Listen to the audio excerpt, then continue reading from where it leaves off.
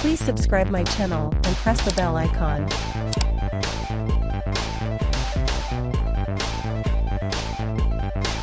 Hello everyone, আসসালামু আলাইকুম। Ratna graphics 360 তে সবাইকে ওয়েলকাম করছি। আমি আজকে আপনাদের একটি রিবন ক্রিয়েট করে দেখাবো। আর রিবনটা আমাদের অনেক অনেক কাজে লাগে, যে কোনো লোগো ক্রিয়েট করতেও কাজে লাগে বা অনেক কাজে আমাদের লেগে থাকে।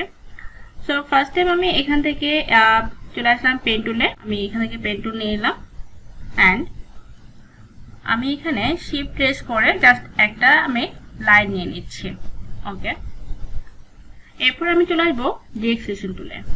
এখানে আসার পরে এই যে দেখতে পাচ্ছেন কনভার্ট পাশে কনভার্ট সিলেক্টেড অ্যাঙ্কর পয়েন্ট, হ্যাঁ, এখানে আমি ক্লিক করলাম।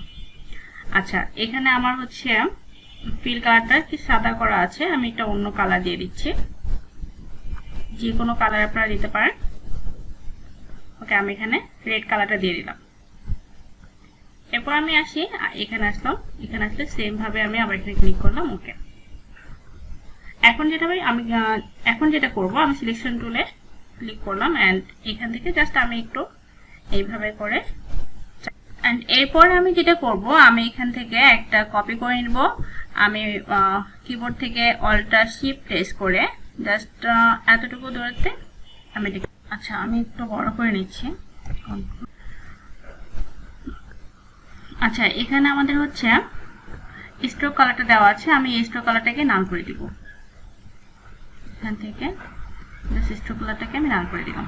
ওকে, এরপরে আমি এটাকে সিলেকশন করব অ্যান্ড এখান থেকে আমি মাউসের লেফট বাটন ক্লিক করলাম। ক্লিক করার পরে এই যে আসলে জয়েন, এই জয়েনে জাস্ট আমি একটা ক্লিক করব। ওকে, সেম ভাবে এটাকে আমি জয়েন করে দিলাম। আচ্ছা, আমি পেন টুলটা সিলেকশন করে নিলাম। এরপর আমি জাস্ট এইখান থেকে শিফট প্রেস করে